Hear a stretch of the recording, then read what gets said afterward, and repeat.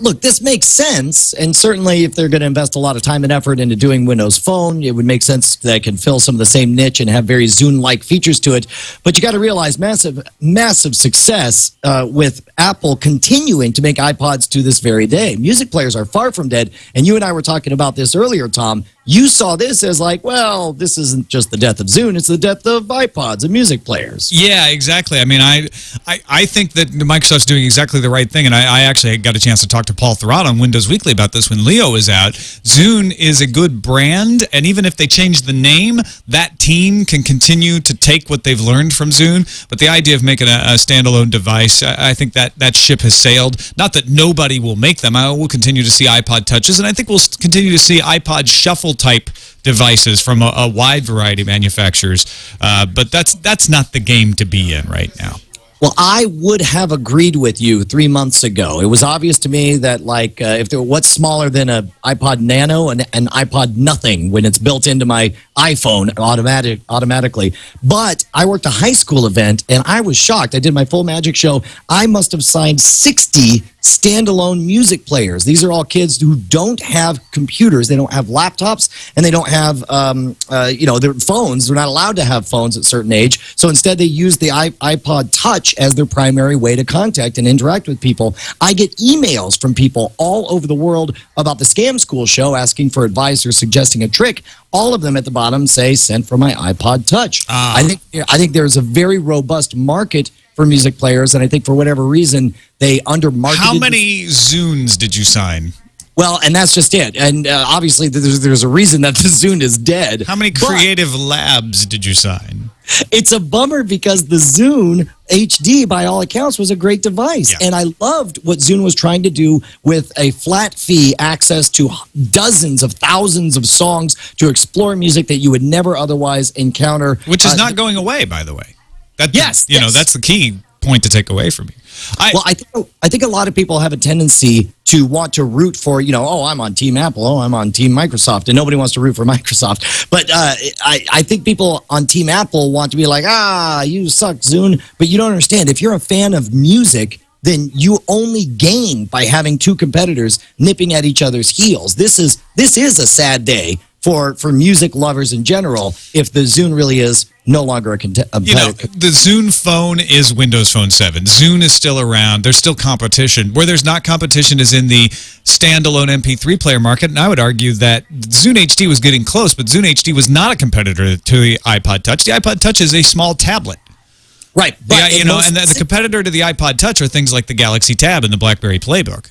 Right. Well, and the iPod Touch's big ace in the hole, of course, was the App Store. And when there just wasn't as many games, if you couldn't get your Angry Birds on your Zune, what was the point? I don't know, because especially with the Windows Phone having trouble now, I mean, what did we find them discounted for 99 cents on Amazon a few weeks back? That was true a few weeks back, right? It hasn't come out of the gate all gangbusters. You're right.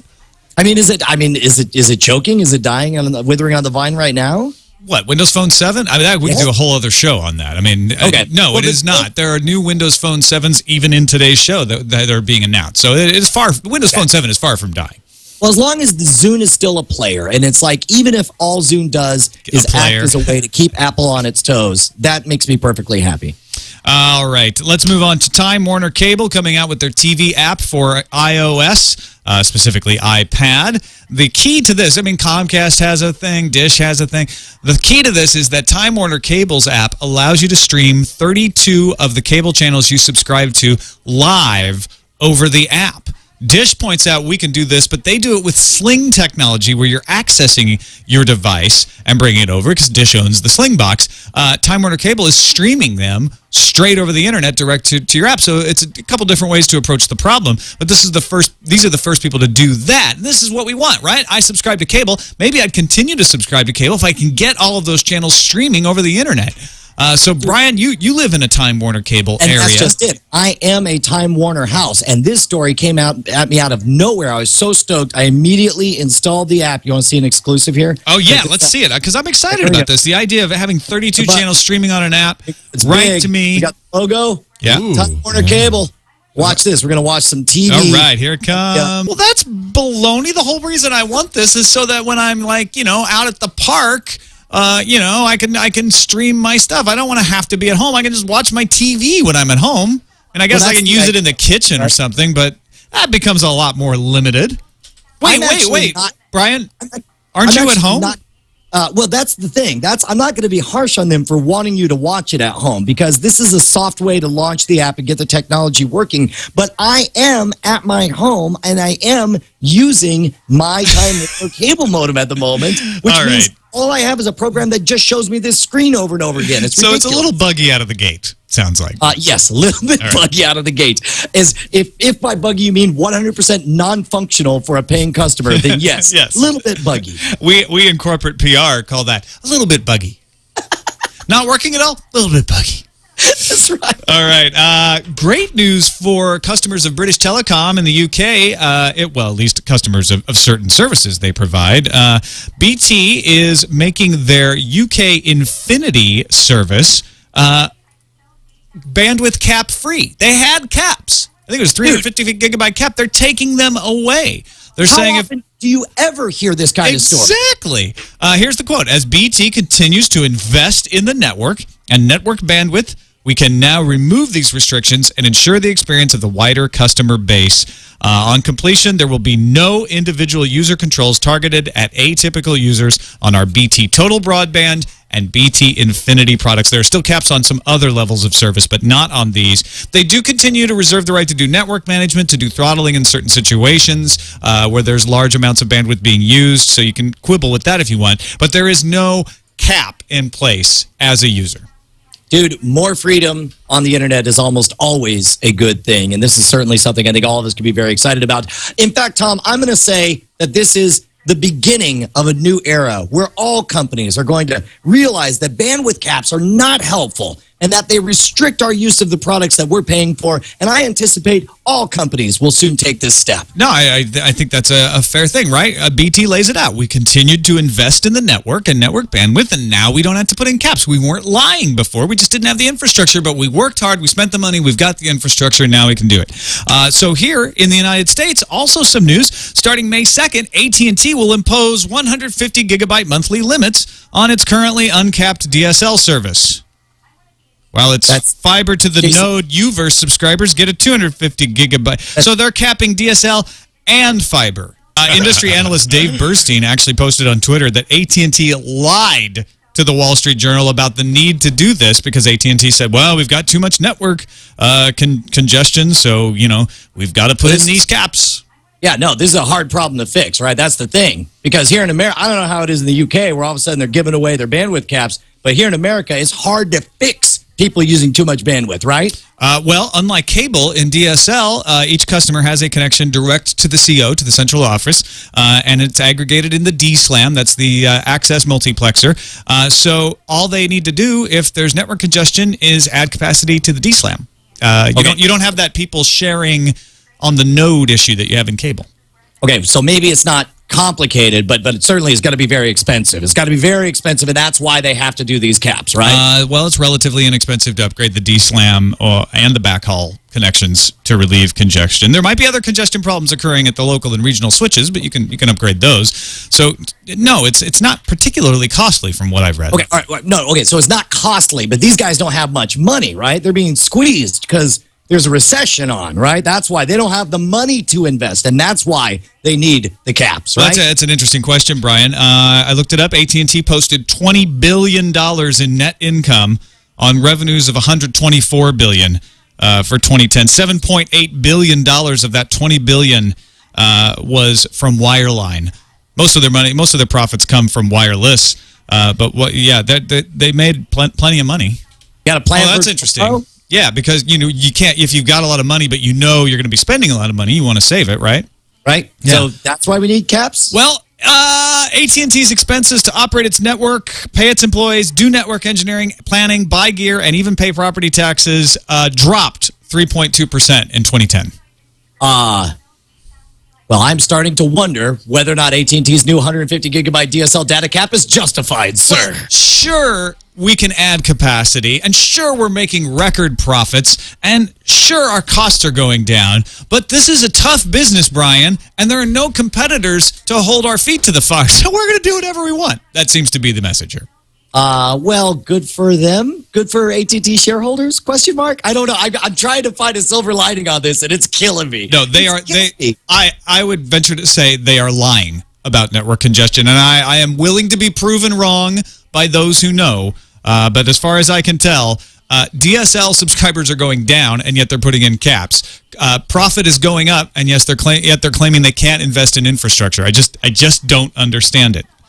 Now, the TSS Lock in the chat room points out that it's 150 gigabyte on DSL and it's 250 on Uverse, right. And that there's a $10 per 50 gigabyte overage fee. And one of the articles that I read suggested that this may be an attempt to set with really high caps and really permissible penalties just to get the idea in your mind that it's okay to have an upper bound on how much use of the product that you're paying for. You know what? That would be fine. Actually, if AT&T came out and said, look, we're going to, our business model is to make more money, and we're going to start charging per bit, but to get people used to it, we're going to put a really high cap in, and we'll just charge you $10 per every 5 gigabytes over. That'd be fine, but that's not what they're saying. They're telling a sob story to the Wall Street Journal. Oh, there's just so many people streaming video and so much network congestion, and we just can't afford the infrastructure, so we've got to put, it's not that we want to make money so much as we just got to do this. It's just, it's just the way the internet works.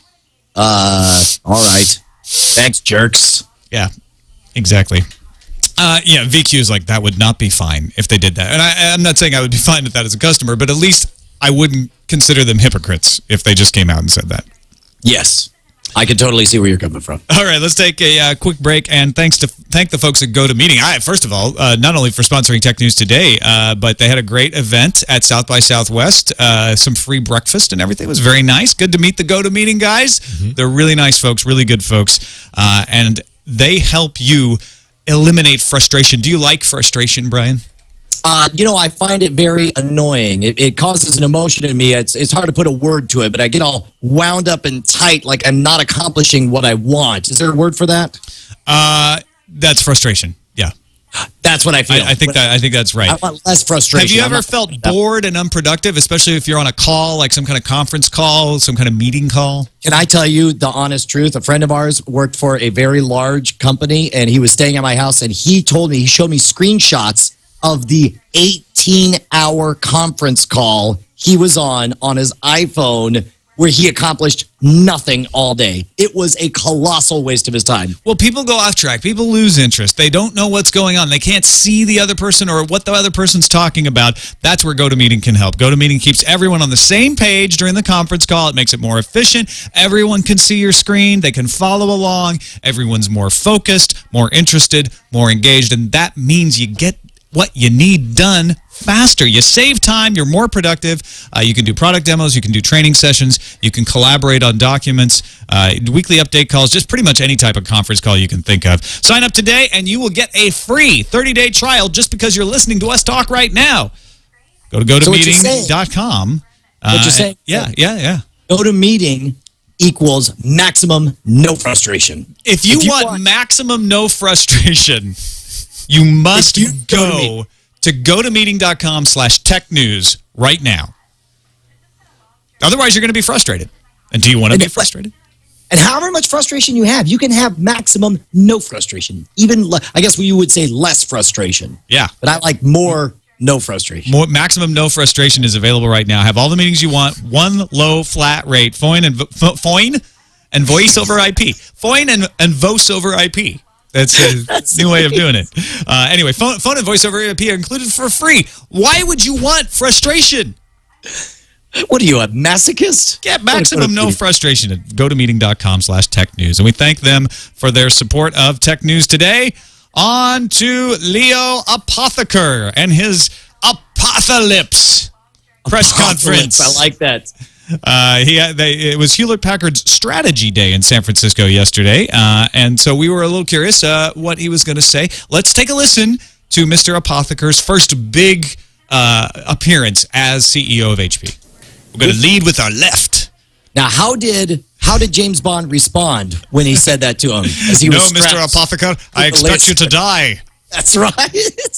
Wait, that's the opposite line. No, I wanted him to be holding a fluffy come on. It's easy to make fun of any person who's German with Dude, it's an awesome accent. It is really, that sounds like an evil villain. It's awesome. But what he was actually saying, to get back to the news, was that HP is going to launch its own cloud service platform and a related open application store within the next couple of years. In fact, the application store should be coming sometime between 2011 and 2012. So HP is moving into the space where they compete not only with people like IBM, but Google as well, being a cloud service provider. You want to get your email, you want to get some app store, you want to do some stuff on the web, HP wants to be there. They sell the devices. They figure, why, we should keep making money after we sell the box to somebody. This could be difficult, though, because a lot of folks who are what are called VARs, value-added resellers, are not happy about this message because they look at it and say, well, wait a minute, what's in it for us? We're used to taking the HP brands and kind of adding some value to it, putting some software on it,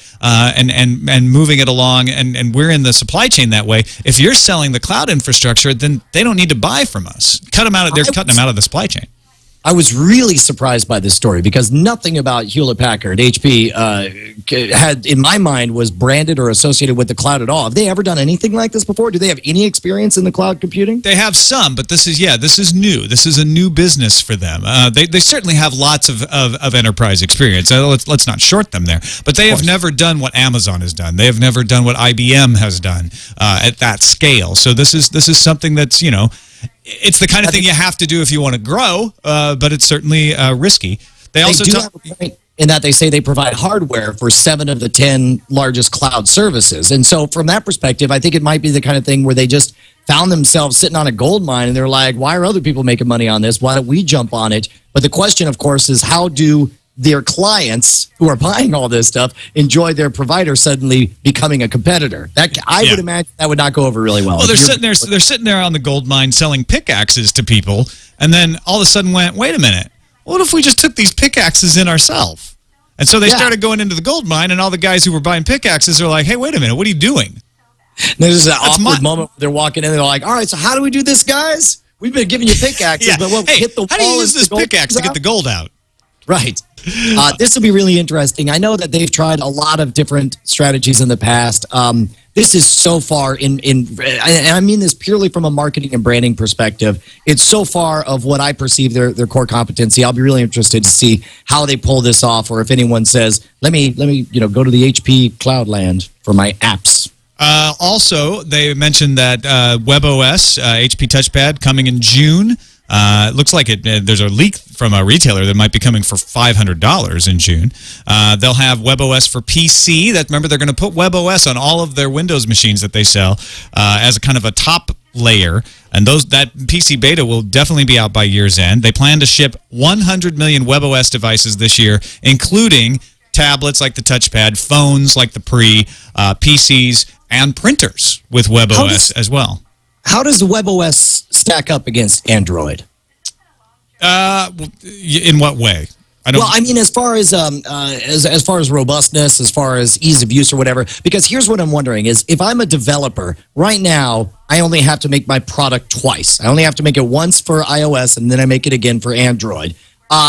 With WebOS coming in, they've got to grab the market share, and they've got to please the developers and give them some reason to make their apps again. Because if you got to do that by getting market penetration. You got to sell a bunch of these devices. So that is why I think it's smart to put WebOS on Windows, because then all of a sudden, if you make an app for WebOS, you're not just making it for the phone. You're also making it for the printer. You're making it for the tablet. You're making it for a PC. It just runs everywhere at once. I think that's what they're betting on. Whether that actually will come to pass, whether people will actually use WebOS on a PC, I don't know. And the thread that ties both of these parts of the announcement together is, how is Microsoft going to take this? Because Microsoft's Azure platform is their cloud enterprise, and HP has been using that. So now HP says, I'm going to eat a little bit of your lunch there. They're going to keep using Azure, but they're also going to do their own. And then they say, and you know what? We're going to ship our own tablets. We'll keep shipping Windows tablets, but we're going to keep shipping WebOS tablets. So Microsoft's got to be a little concerned about this, I would think. I would imagine. I mean, it's certainly dusting everything up. I also wonder how much of the decision to go with WebOS comes with the fact that, I don't know, we got it. We got it from that Palm thing that we did a while back. We're sitting on it. Well, that's why but that's also why they bought Palm. They're like, they didn't buy Palm so that they could lose money on the pre. They bought Palm to get WebOS. They're like, that was what they were after. And now they got to make it pay for itself. All right. Well, then get that horse a running. Yeah, that's right. Get those pickaxes. Get that money, a WebOS. Move. All right. I think we can solve piracy. We've got two good ideas here. One comes from the Media Piracy Project, which is not a project to go pirate media, by the way. They were analyzing it. It's three guys in a dorm room for the Media Piracy Project. I know how to legitimize us. Let's give us a name. The Media Piracy Project is not that. The Media Piracy Project comes from the Social Science Research Council. They're a sociology think tank. They've been around since the 20s. They did a 3-year study into media piracy in emerging economies, concentrated on countries like Russia, Mexico, and India, and essentially found out that all of this stuff about suing people, making it illegal, arresting folks, none of that works. No amount of anti-piracy enforcement will change the economics that drive copyright theft. You've got to make things cheaper. They cite the example of Russia, where legal versions of The Dark Knight sell for $15, which is roughly the same price you'd pay in the United States.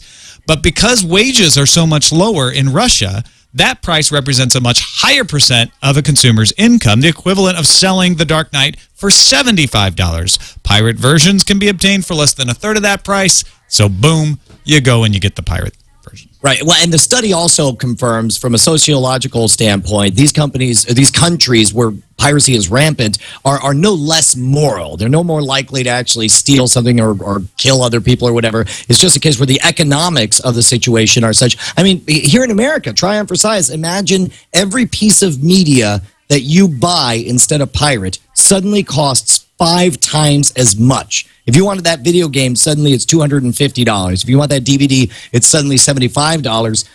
I think in many ways with services like Steam, with the iTunes store, we finally have a low enough price and an easy enough way to get a hold of media legitimacy that we're finally emerging. Many people are emerging from the dark days of rampant piracy here in the United States. But if all of a sudden stuff costs that much more, we'd be rolling back to piracy super fast.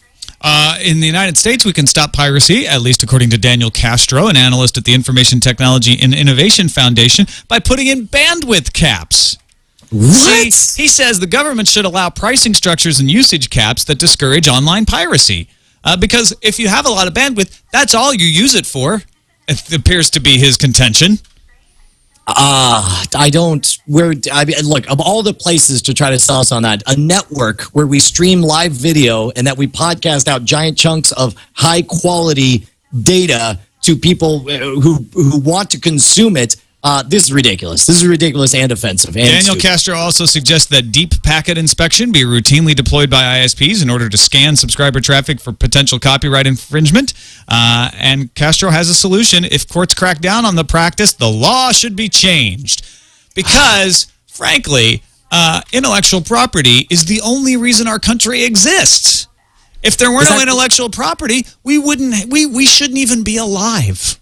Brian? There are certain times I just want so bad for Cory Doctorow to magically be at my side, to just grab the mic and just assail this kind of argument. It's utter crap. It's born of the idea that the intellectual property industry is somehow the most important industry in the world, and that if it has even the slightest threat, that we should bring the full power of the law to bear against it. It's worse than murder.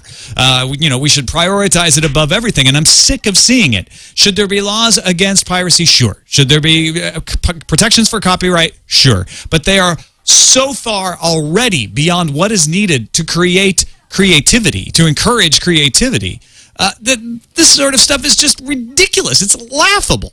What we should be having a conversation about is what will happen if we had no copyright law, and how do we protect against the negatives of that, rather than saying, we've got some copyright law, but you know what?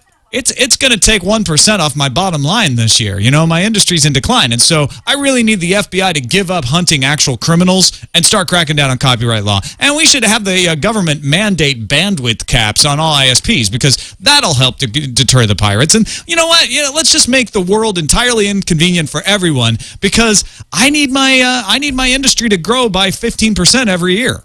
Well, this to you and me sounds like a ridiculous solution to handle things that way. But you and I haven't spent gazillions of dollars to finance, different members of Congress to get legislation, to get certain people, I don't want to say under my thumb, but to get people to support my agenda. Like you and I don't have the massive hammer of government to use to solve our qualms or problems with copyright law.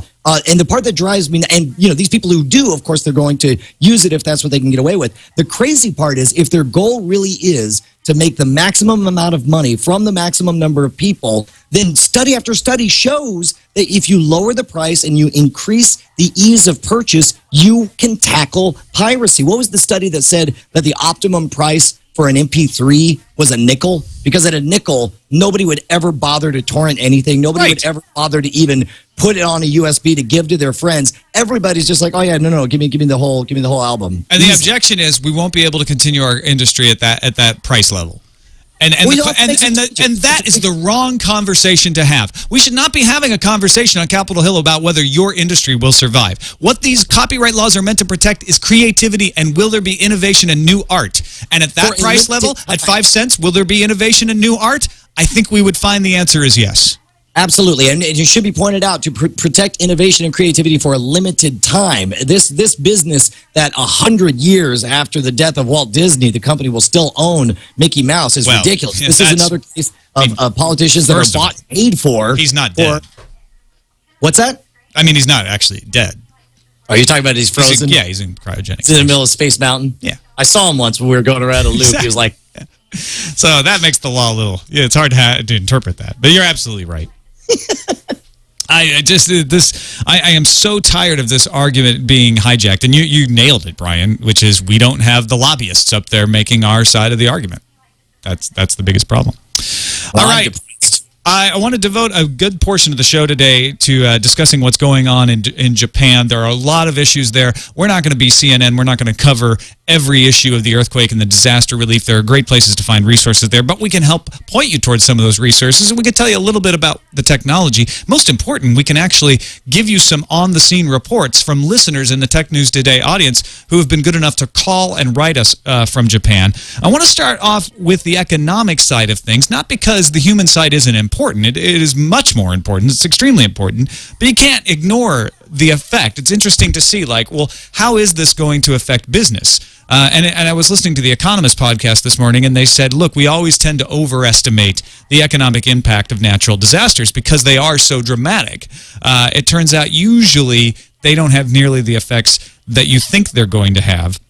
And there's an article out today in the San Jose Mercury News essentially saying that same thing. It looks like there's going to be a tightness in the flash memory market, but most of the industry seems to be okay. One of the lucky things is most industrial complexes are located in the south of Japan. So they weren't as impacted by the earthquake as the companies up in the north. The two most pressing concerns for the industry are damage to the transportation infrastructure and reliability of power, according to Dale Ford at IHS Supply. It could take as long as 2 months to resolve those problems. And I'm seeing that in a lot of places I'm reading. It's not so much that the factories can't work or the factories are having a hard time getting back, but keeping them running and having the efficiencies of a constantly running factory is an issue because of the brownouts and the power issues. And also transportation. It's like you can make all the flash memory you want, but if you can't get it on a train and get it to a boat, and then get it shipped or get it to an airplane, it's going to be hard to sell it. Yeah, and at first it feels a little bit morbid. Obviously, people are dealing with a massive, massive crisis on the other side of the world. But here in America, and I know we have listeners and viewers all over the world, it feels a little bit weird to be like, yeah, but my gizmos continue to be on time. But it is important to take a moment and take a long view and recognize what's going to happen to the distribution logistics of the way not only our electronics, but all the imports that we get from Japan and all the affected areas. Yeah, it's definitely not the most important story coming out of Japan, but that doesn't mean that it's should be ignored entirely. Some other really good stories coming out of Japan. Engadget reports today that AT&T, Sprint, Verizon, Dish Networks, Comcast, and Cox Communications have all announced plans under which free calls can be made to Japan, and as well as free text messages in a lot of cases between now and March 31st. So, for all the vitriol we were spewing at some of these companies earlier today, this is a good move, and I applaud them for it. Oh, fantastic. Yeah, and look, this is one of those times when it's like there's nothing but good to be done. You do good for the people. You do good publicity for yourself. We know the folks over at Apple kept their Wi-Fi on. They were allowing people to come in and actually bunk down in the Apple stores. It's brief moments like this where to see everyone come together and put aside, the bottom line for a brief moment makes everyone feel good. Yeah, that Apple story is really touching. Kevin Rose had some emails that he posted on his blog about, it became that scene from the movie where everyone gathers around the electronics store and watches the TV broadcast, except for the modern era. Everyone was in the Apple store watching the live stream on the laptops that they have set up there. Also, Facebook set up a Japan earthquake page for users to find information about disaster relief. Google has set up a crisis response project. We've talked about that in the past, although an interesting spin on that. Google is now encouraging people to take photos of the posters with people's names with their cell phones and send them to an address tohoku.anpi.google@Picasa Web. And once sent, the photo will be automatically uploaded to the Picasa Web album where people can view this and keep track of each other. NTT Docomo, Japan's largest wireless carrier, has set up a database where you can enter the cell phone number of a person to confirm his or her safety. Just a lot of coming together of businesses large and small in this effort to try to help people out. Now, this is interesting. In the chat room, Stephen M. just tweeted or sent over to us that Verizon's offering free access to TV Japan through their Fios TV service. So and I think it's fascinating. Yeah, that's great. I think it's fascinating that we see how the interconnectedness of our society nowadays not only makes possible massive amounts of relief. We saw with the Red Cross donations, it's so super easy just to donate over your phone, but also in prevention of disaster. There was a recent tweet from Scientific American saying, and I forget the number, it was millions or billions of dollars were saved by proper planning and preparation for the tsunami. And in a case where time is of the essence, once you have an earthquake and you need to get the word out that we expect a massive tsunami to happen and you got to get to high ground, then it matters that all of a sudden everyone in the country is carrying on them a mobile device that keeps them interconnected with the rest of the whole freaking globe. It would be amazing. I'm sure some fascinating academic articles years from now will come out talking about how different technology has essentially shaped this disaster, both in the avoidance of it and in the recovery of it. And it's funny how copyright issues go away when real important issues come along. For instance, TSS Aloic in the chat room points out NHK World is live streaming on Ustream right now. That'd be something they'd be sending a takedown notice for in the past. But we find out what's really important in these situations and do what's necessary. Also, an interesting thing on the this is actually from Wired, talking about some of the games that were supposed to come out. We see this happen a lot when natural disasters come along.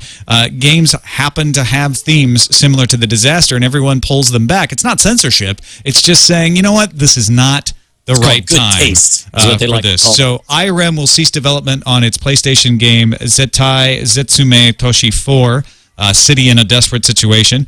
And there are a few other PS3 games that are being delayed for release because they deal with earthquakes and disaster themes, and I think that's appropriate. I mean, I think they come under criticism for the opposite if they put them out for being insensitive and trying to profit at something like that. Oh, absolutely. And I think let's face it, the reason these games are popular is because we're all fascinated with massive disasters. But then when one happens, especially when it's all too real, we certainly want to dial back our involvement. We saw that with 9/11. They pushed back the movie and made some changes to the movie Collateral Damage. And what's funny is the little ways. There was an on-campus cafe called Ground Zero out in Eastern New Mexico University that all of a sudden they were not real happy with that name. And likewise, the band Anthrax for a while, not happy with their name during that scare. And when I went to Whole Foods to get sushi, it was very weird to grab a box of sushi that said tsunami package. And I was like, that's not cute right now. That's it's a major disaster. And it's just coincidence. It's just these things aren't planned that way, but then they strike us that way. Finally, before we get to some of the user feedback from listeners, there's a lot of discussion on the internet today about radiation risks, about what's happening at the nuclear reactors in Japan, and I want to point to Maggie Kurth-Baker's post at Boing Boing. She says she's in the process of putting together a longer post that will add some context to the concept of radiation, but she did actually. She's like, the nuclear scientists are a little busy right now. They're not responding to my emails because I'm not a priority. But she actually did get some good information from Dr. Catherine Higley, head of Oregon State University's Department of Nuclear Engineering and Radiation Health Physics.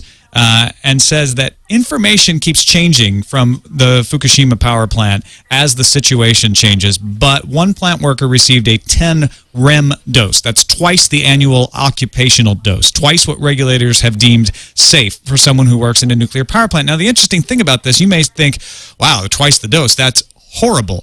But that risk translates into a 1% increase into having some sort of cancer or some sort of health risk related to that radiation. So twice the radiation does not mean twice the risk. Obviously, it raises your risk, but 1%, actually 0.5 to 1%, is a lot different. So I like, Boing Boing is doing a great job, by the way, of covering this and trying to bust through the FUD and say, this is real.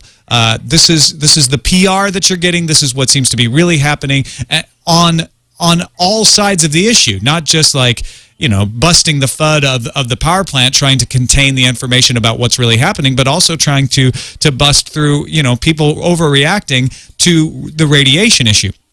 Radiation is a bad thing. I mean, I'm not saying it's okay, but you need to have some accurate sensibility about how bad it is in order to accurately estimate how bad the problem is.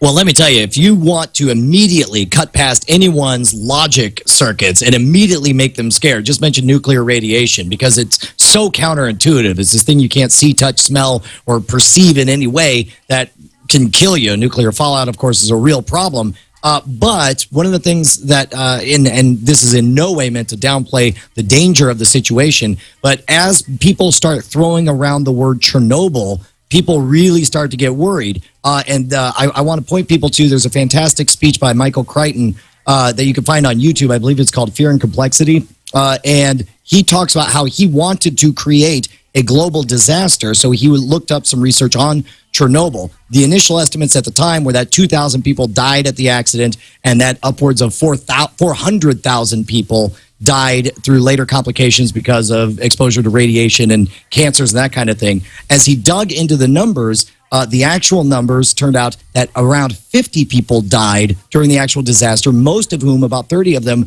were fighting the fire live on the scene, and that's where they died. And that long-term cancers and infertility rates were such that basically only 4,000 to the day. Now, of course, the speech was written a while ago, and of course, there's some fact-checking to be done on that. But that is a massive difference from a perceived disaster to the actual number. And the one thing he points out that blew my mind was that the World Health Organization did a study on what the biggest impact of Chernobyl was, and they concluded that the number one negative impact of Chernobyl was not the radiation exposure, it was the perception of being told that you're going to die young, that you're going to be infertile, you can't have children, and that you've got nothing to live for. That's what caused the suicides and the early death rates and the unemployment and the malnutrition. And in this case, it wasn't that they were given bad radiation, they were given bad information. And as we do our next flirtation with this, it'll be interesting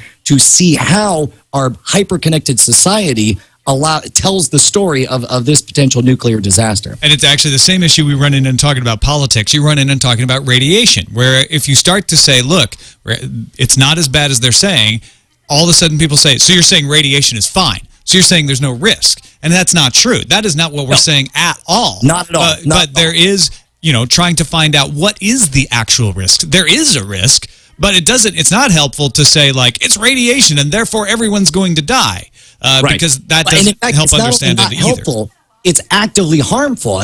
Scientists are very familiar with something they call the nocebo effect. It's a negative placebo. They call it the death bone, the death rattle, where somebody points to you, they give you the evil eye, they say you're going to die, and people, sure enough, die. And so it's important that for the maximum health of society, that we be smart, that we avoid the radiation, that we handle the problem correctly, but that we not get wrapped up in this disaster explosion where we think that everything's over and it's the end of the days. And what you need to do is you need to actually find good sources of information. Leo and I are talking about hopefully doing a triangulation with some nuclear scientists who can actually tell us, what is happening, what are the dangers, what are the risks, what do people actually need to be worried about. In the meantime, once you start to educate yourself on what, the damages, what the real damages of radiation, what the levels are to be worried about, there are a lot of great resources online right now for finding out what the radiation is, not only in Japan, but elsewhere in the world. A live Geiger counter is at alttokyo.com, updates a graph with data every 60 seconds. There's also a Ustream channel broadcasting the digital display of another Tokyo Geiger counter. That's been crashing. It's getting so many viewer emails. RadiationNetwork.com is a crowdsourced radiation monitoring network of roughly a dozen or so unofficial monitoring sites around the United States. So you got to take that into account. It's very low number, very unofficial, but it's updated every 3 minutes. And you can participate in that by buying, radiation detection equipment and going online. That's not something everyone's going to do. But if you're really into it, that's a great way to learn about stuff. This is the BitTorrenting of radiation research here. When all of a sudden everybody, for example, their GeigerCounters.com is out of stock. They say due to the disaster in Japan, orders for Geiger counters has outstripped supply. This is fantastic. And again, it's a case where the hyper-connected society we live in make possible large-scale experiments and monitoring that never would have been possible even just 20 years ago during the Chernobyl disaster. All right, let's move on to some of the first-person accounts here. We got one voicemail to 260-TNT show from Jason telling us a little bit about what's going on in his area. Thanks so much for calling, Jason, and I'm glad to hear everything is safe for you. I hope you stay safe. I play this also because it's a fascinating first-person account, but also it emphasizes the importance of being prepared, as any kind of disaster like this always does. Having your 72-hour plan for whatever it is in your area of the world, whether it's tsunamis or earthquakes or tornadoes or hurricanes, there's something dangerous. Maybe it's a snowstorm that can happen, some kind of natural disaster that you should be prepared for. And I think Jason is a good reminder of that. And I tell you what, man, it's one of those things where it's very sobering when you think about how many things we totally take for granted. And even the nut jobs who for grins want to get ready for a zombie apocalypse. In a bizarre way, I'm like, at least you guys are saving water and food. You at least are ready for something, because it won't be zombies, but it will be something sooner or later. Preparing for a zombie apocalypse actually prepares you for a lot of other things. So it's not necessary. If that's what it takes to get you interested, then great, go for it. Pretended zombies. Just get ready. Just definitely have food, have water, have all that stuff available for your family. On to the email, TNT@twit.tv. Steve in Tokyo says, I'm an English teacher living in Tokyo. Wanted to share some of the website I'm using to stay up to date on the latest developments. RSOE, and the link is hisz.rsoe.hu. They have an alert map and a list of all disasters around the world, including the information and position of earthquakes soon after they happen, as well as information about the nuclear plants, which are all over the news. Yesterday in Tokyo, radiation levels spiked to about 8 times normal background levels for a short time. Although Tokyo is 250 kilometers away from the failing plant in Fukushima, there's always a risk for radioactive materials to be carried on the wind. The Natural Research Lab has a page tracking the radiation in Tokyo at park18.wakwak.com, as well as a live Ustream video of the Geiger counter we were talking about earlier. Aftershocks have been occurring consistently, and as I was writing this, there was a 6.0 that hit about 75 miles southwest of Tokyo. Given everything that's happening, combined with planned rolling blackouts, a lot of companies are shutting down for a while, including Sony. Oh, that is amazing. Got another email here. Some news today. No rolling blackouts near Kamiuka in Yokohama. Every area is going to be subjected to this until the end of April, as stated today. These blackouts take down stoplights, trains, and residential areas. Many people were caught off guard today as train lines either shut down partly through the day or never started. My wife works in Tokyo and attempted to go to work but didn't make it.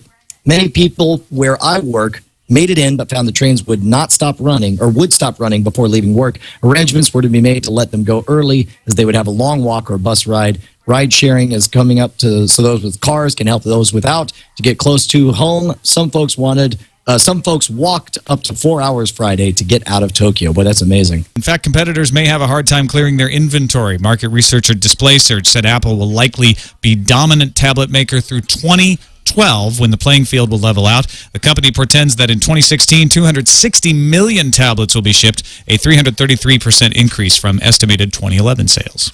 Internet Explorer 9 arrived yesterday and was greeted with warm reviews. It's been nearly 2 years since IE8, and it looks like the time spent developing 9 paid off. Internet Explorer 9 brings much better web standard support, better performance, and hardware acceleration for faster graphics and animations on supported PCs. Reviewers seem to also be taken by the new minimalist interface. And no Clippy. No Clippy. Clippy's been dead for a long time.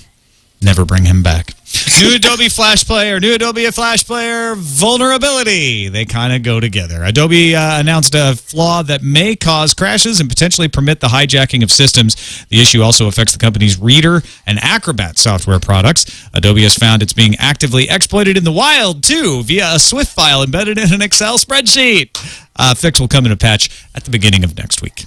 According to Bloomberg, Google plans to install thousands of Verifone near-field communication readers, the ones that allow wireless payments at merchants in New York and San Francisco. Google's test, quote, may combine a consumer's financial account information, gift card balances, store loyalty cards, and coupon subscriptions on a single NFC chip on a phone and begin within 4 months. Rumors are also out that the next iPhone will not have NFC. Wow, combining everything. I can't imagine anything going wrong with that. A lot of controversy today from developers who accuse Apple of intentionally slowing down web apps in order to nudge people towards the App Store. The issue revolves around the fact that JavaScript acceleration exists in the browser in iOS, but not in the rest of the OS. That means a web app saved as a link on the home screen will run slower than one run in the browser. And the debate is whether this is a bug or a feature. Hey, you paying to watch a movie on the web? You probably gave your money to Netflix. NPD claims Netflix owns 61% of the market for digital movies, with Comcast running a distant second at 8%. There's a three-way tie for third between DirecTV, Time Warner Cable, and Apple. NPD also says digital video, quote, now makes up 1/4 of all home video volume. Wow. That's getting to be real right there. Yeah. The National Cable and Telecommunications Association, that's the cable's industry trade organization, has a new boss. He's a familiar face. Former FCC chair Michael Powell will become the cable industry's top lobbyist. He replaces former National Cable and Telecommunications Association President Kyle McSlero, who said last week he'll be joining Comcast. Oh, what a surprise. Goodbye, Google Gears. Google's first attempt at providing offline access to web apps. Google is removing the software from Chrome, indicating the definite wind down of the project. Almost said wind down. Here will be no new Gears pieces, and newer browsers such as Firefox 4 and Internet Explorer 9 will not be supported. We will also be removing Gears from Chrome in Chrome 12. Gears is survived by standards like HTML5's application cache. So many technologies dying these days. A smart move for many, many reasons, but they're going to wait until things settle down there before they actually bring the iPad to Japan. A lot of people are speculating it may get delayed anyway internationally just because of supply issues. HTC's arrive up for a $50 pre-order at Wirefly. You will need a new Sprint account and a 2-year contract, but a pretty nice price. Verizon is waiving the activation fees for the Zoom and Galaxy Tab if you buy it from them, and that's retroactive to March 1st. So if you bought it March 1st or beyond, you won't have to pay the $35 activation fee. Verizon Wireless also confirms that the HTC Thunderbolt will be coming on St. Patty's Day this Thursday, March 17th, for $250 subsidized. Sony Ericsson Spain confirmed that the Xperia Play coming to Spain April 1st, not an April Fool's joke, and it will cost you €649. I believe that's an unlocked price. Oh, yeah. T-Mobile Sidekick 4G from Samsung has been announced. So the Sidekick is not dead. It's going to be an Android phone and coming later this spring. We're not going to be running out of spring pretty soon here. Apple's Phil Schiller says on Twitter that the white iPhone also coming this spring. And finally, we haven't been looking at this lately, but also, we're thinking coming this spring, or maybe very early summer, the new Twit Studios, which you can watch at droptocam.com/demo and see it get built.